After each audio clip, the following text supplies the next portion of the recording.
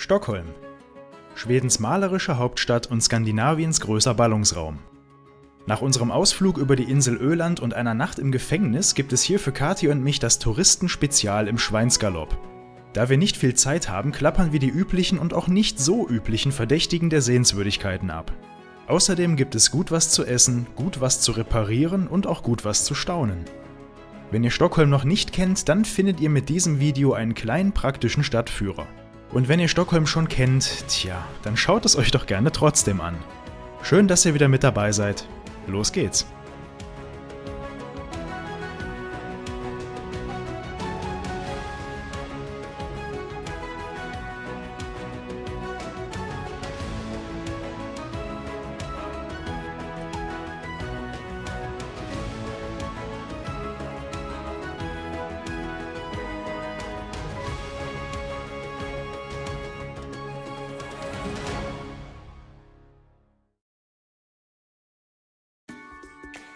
Doch bis Stockholm ist es erst noch eine gute Strecke, als wir in Oskarshamn von der Fähre rollen. Das sind knappe 350 Kilometer Strecke und um die nicht über endlose Landstraßen rollen zu müssen, fahren wir ab Oskarshamn die E22 und später über die E4. Obwohl das Netz der Europastraßen den kompletten Kontinent miteinander verbindet, so sind sie doch in Deutschland kaum sichtbar, da hier stattdessen die nationalen Autobahnnummern verwendet werden. Dafür sind sie in Schweden allgegenwärtig. Die schwedischen Abschnitte der Europastraßen, auf Schwedisch Europaweg genannt, entsprechen aber nicht ganz dem, was man an Autobahnen aus Deutschland kennt. Nur wenige Strecken entlang der Ballungsräume sind wie hier als mehrspurige Autobahnen ausgebaut, die meisten entsprechen eher Landstraßen. In ländlichen Gebieten sind sie oft nur einspurig oder im sogenannten 2+1-System gebaut, das heißt, beide Fahrtrichtungen haben durchgehend eine Fahrspur und abwechselnd eine Überholspur, so wie es hier zu sehen ist. Die zugelassene Geschwindigkeit ist auf diesen Straßen abhängig von der Streckenführung, oft dürft ihr nur 70 fahren, auf den Autobahnabschnitten hin und wieder auch mal bis zu 120 km/h. Aber wenn man unterwegs Hunger bekommt, dann fährt man in Schweden genau wie in Deutschland gerne von der Bahn ab und sucht sich was zu beißen. Und bei der Gelegenheit möchte ich Kati eine schwedische Institution zeigen, Max. Aus eigener Erfahrung kann ich sagen, dass Max die besten Burger Schwedens verkauft und auch am besten besucht wird. Leichte Sprachbarrieren am Bestellautomaten sind kein Hindernis, das Hüngerchen ist schließlich eine universelle Sprache. Die amerikanischen Ketten mit dem Mac und dem Whopper gibt es natürlich auch, dort ist aber nie auch nur ansatzweise so viel los wie bei Max. Und schon wieder wird Kati beim Essen gefilmt. Oder auch nicht. Mahlzeit! Und jetzt gehen Kati und ich ins Gefängnis. Wir begeben uns direkt dorthin. Wir gehen nicht über los und ziehen keine 4.000 Kronen ein. Das lohnt sich auch nicht, weil das umgerechnet nur 384 € wären. Und das mit dem Gefängnis dürft ihr übrigens wörtlich nehmen, das hier hinter mir ist eine echte Gefängnismauer. Aber keine Sorge, Kati und ich haben uns natürlich nichts zu Schulden kommen lassen, sondern wir verbringen die nächsten 2 Nächte freiwillig in einem ehemaligen Gefängnis. Wer von euch schon mal in Stockholm nach Unterkünften gesucht hat, der ist sicherlich auf das besondere Hotel auf der Insel Långholm aufmerksam geworden. Früher ein Gefängnis, heute ein Hotel mit sogar 2 Sternen und statt der Gefangenen beziehen heute die Touristen ihre Zellen. Ich zeig's euch mal. Das Zentralgefängnis auf Långholm entstand bis 1880 in mehreren Schritten, am Ende war es mit 500 Zellen und bis zu 620 Gefangenen das damals größte Gefängnis Schwedens. 1910 wurde hier der Raubmörder Alfred Ander als letzter Mensch in Schweden hingerichtet, erst 1972 wurde das Gefängnis schließlich geschlossen und dem Verfall überlassen. In den 80ern folgte dann der Umbau zum Hotel, welches 1989 in Betrieb genommen wurde. Wenn ihr glaubt, dass die Zimmer heute größer sind als die Zellen es damals waren, dann irrt ihr euch.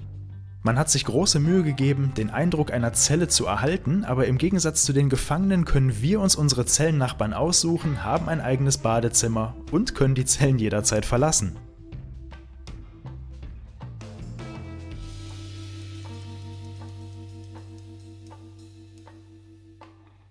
Der ehemalige Gefängnishof ist heute der Loungebereich des Hotels und wo früher die wenigen Minuten Freigang verbracht wurden, bewahren die Gäste heute alle möglichen Dinge auf. Außerdem nutzt eine uns nicht ganz unbekannte junge Dame den Innenhof, um ein wenig an ihrem Moped rumzuschrauben. So, und wegen jetzt dieses Kackdings musste ich jetzt die ganze Front abbauen, damit ich hier mal gescheit drankomme, um das hier einfach nur festzuschrauben. Ich fasse es nicht. Die ganze Arbeit für so ein bisschen was. Naja. Danach ist sie auch hoffentlich wieder fit. Dieses Kackding, wie sie es so schön nannte, ist übrigens die Drehzahl-Messerwelle. Und was war passiert? Die ist ihr plötzlich während der Fahrt abgefallen. Einfach so, mitten auf der E4. Und plötzlich zeigt dein Cockpit keine Geschwindigkeit oder Drehzahl mehr an. So, dann wird es aber endlich Zeit, die Insel zu verlassen und die Stadt unsicher zu machen. Und das machen wir ohne Motorräder, denn Stockholm ist mit der U-Bahn, der Tunnelbana, sehr gut erschlossen. Ausgangspunkt ist die Gefängnisinsel Långholmen hier.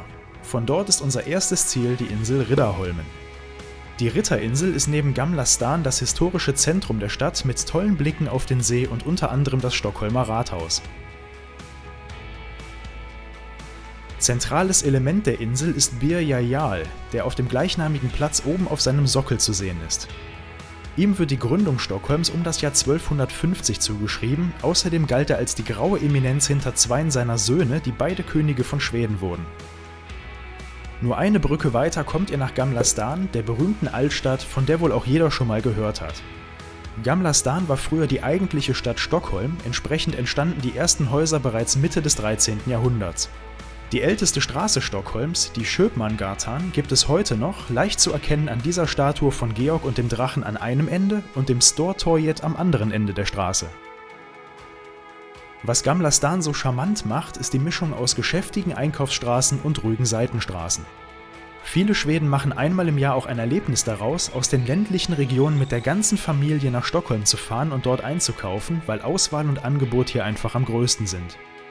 Und für Touristen wie uns gibt es natürlich die obligatorischen Wikinger-Kneipen und Souvenirshops.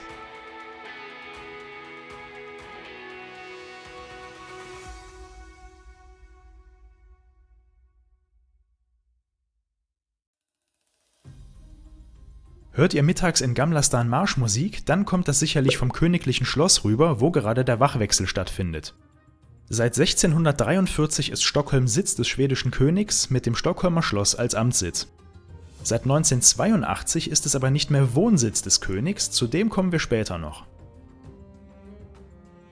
Mittelalterfans empfehle ich unbedingt einen Besuch der Rüstkammer im Untergewölbe des Schlosses. Darin findet ihr eine breite Ausstellung an historischen Waffen, Rüstungen und Kleidungen der verschiedenen Herrscherfamilien Schwedens.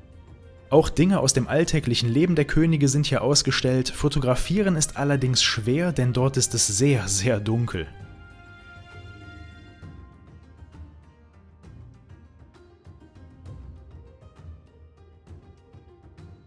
Die Ausstellung geht auf König Gustav Adolf zurück, der während des Dreißigjährigen Krieges befahl, seine Kleidung nach seinem Tod für immer in der Rüstkammer aufzubewahren.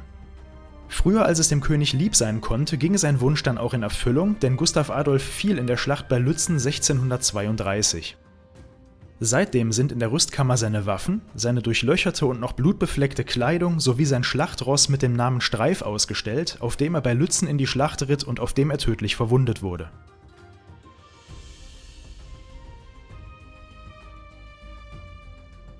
Durch das Regierungsviertel, vorbei am Reichstagsgebäude und immer am Wasser entlang machen wir uns auf den Weg zu einem weiteren, noch wesentlich berühmteren Museum, dem Vasa-Museum.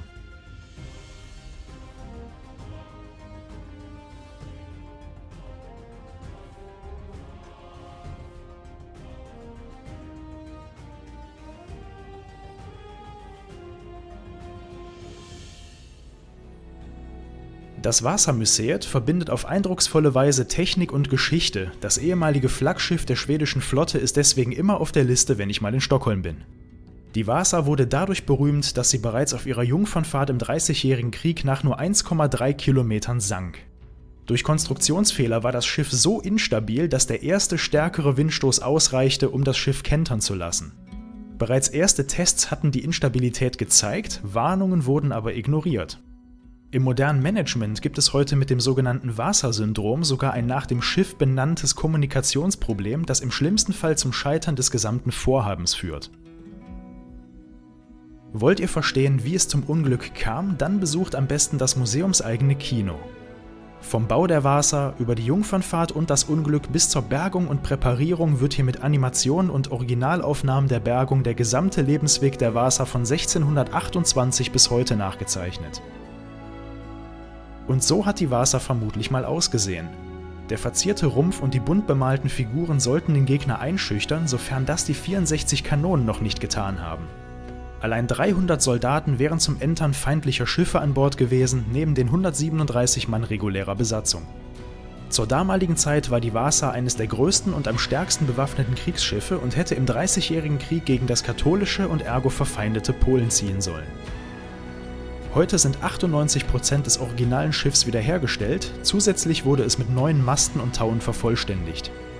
Auf 6 Ebenen kann man einmal um das gesamte Schiff gehen, die Ausstattung findet sich in Räumen daneben.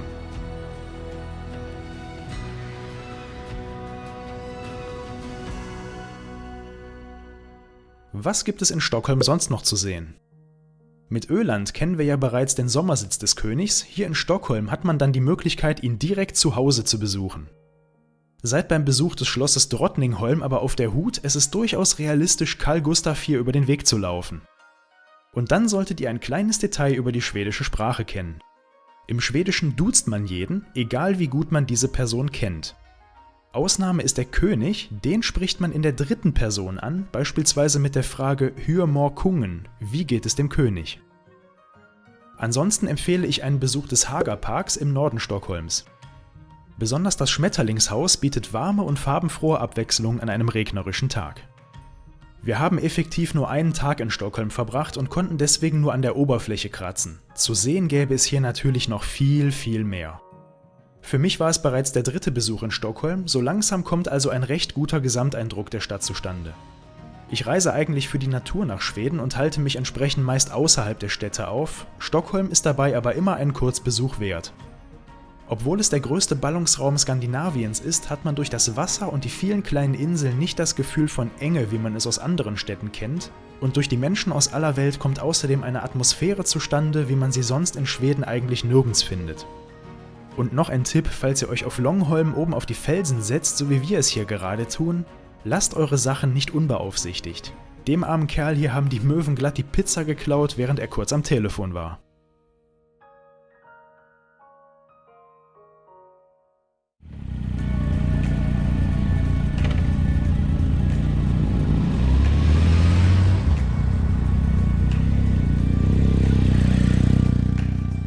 Und am nächsten Tag starten wir dann raus aus der Zivilisation und rein in den weniger dicht besiedelten Teil Schwedens. Im nächsten Video erreichen wir über endlose Schotterstraßen den geografischen Mittelpunkt Schwedens und während meine GS für solche Straßen gebaut wurde, dürft ihr gespannt sein, wie Kati und ihre Yamaha damit so zurechtkommen. Bevor wir uns für ein wenig Seele baumeln lassen in eine Hütte im Wald zurückziehen, besuchen wir aber auch noch den Toten Wasserfall, Schwedens größte Naturkatastrophe. Wenn ihr wissen wollt, worum es sich dabei handelt, schaltet in 14 Tagen gerne wieder ein. Ach so, und wenn es euch gefallen hat, dann drückt unten gerne die üblichen Knöpfe. Wie immer danke euch fürs Mitfahren und bis zum nächsten Mal.